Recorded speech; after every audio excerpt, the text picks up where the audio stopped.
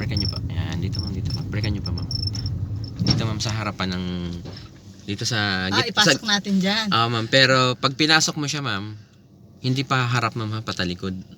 Okay, sige. Parallel parking po ma'am ang tawag dyan. Kasi naman ma'am, di ba, sa gitna nilang dalawa. So, dito yung harap ko dapat? Hindi ma'am, tatabi ka lang doon kay traktora. Okay. Bali, ang gagawin mo ma'am, pupunta ka doon sa gulong, sa tabi ng gulong ni traktora.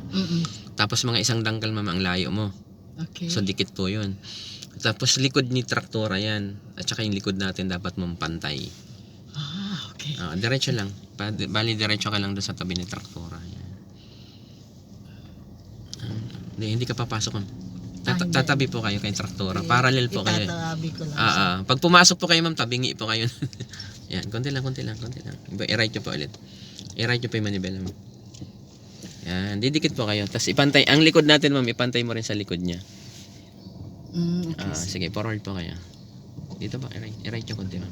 Huwag kayong magagas. Lalagpas tayo mapag. Ngayon ma'am, lingunin nyo po yung likod natin. Okay. Ayan tingnan nyo yung likod natin sa likod nyo. Pwede mo rin tingnan dito. Kung pantay na ba. Tansya nyo po. Yung likod. Anong dapat ipapantay dito Yung sa likod may... ma'am. Yung likod natin sa likod ni traktora. Oo, pantay na. Pantay na. Pantay na siya.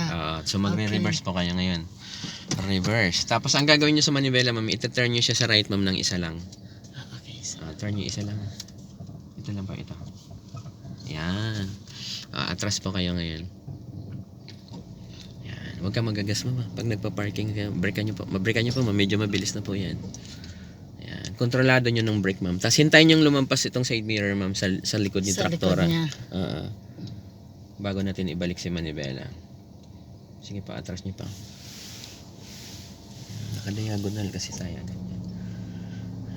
Okay. Basta nakapantay. Kahit nga ikaw ma'am, nakapantay ka dito sa hook na yan ma'am, pwede mong ibalik yung manibela sa kaliwa. Dapat side mirror po, pag lagpas sa likod niya or nakapantay doon sa yung parang pinakagitna ma'am, yung lagay ng plaka, pwede mo nang ibalik yung manibela sa kaliwa. Or di kaya yung katawan mo nakadiretso. Brake po. Ayun, subukan nyo ibalik. Full turn sa left po. Sagad. Yan. Tapos pag atras mo ngayon ma'am, kasi itong side mirror mo na yan ma'am, pag tumapat na yan doon sa may lagay ng plaka, yung bumper po na yan, hindi yan tatama sa likod, sa bumper din ni traktora na yan. Kaya pag atras mo ngayon ma'am, ang babantayan nyo ma'am dito, yung gutter. Okay. Yung gutter. Sige, atras po kayo. Tingnan nyo po yung gutter. Pag hindi nyo po nakita yung gutter ma'am, ibig sabihin mag-gutter tayo. Kailang natatanaw pa naman, lumalabas pa si gutter eh. Ayun pa yan. Tapos hintayin nyo siyang humarap ma'am. Ayun hindi natatamaan si gutter, open na siya. Hintayin nyo lang dumiretso yung katawan ma'am. So, yung pantay kasi. Ibabalik ko siya. Konti pa po. Hindi pa siya totally straight eh. Yan. Okay. Di ba diretso ka na doon kay traktora? Okay. Diretso mo na yung manibela pa. Dalawa. Yan. Atras pa konti. Malayo pa yung bus sa likod, di ba? Brake pa. Ganun lang. Lagay nyo muna sa park. Hinga muna para ulitin natin. Nalilito ako. Kasi ang sa Senate alam ko may ganito eh, sa labas. Oo, yung parking na ganito. Talaga.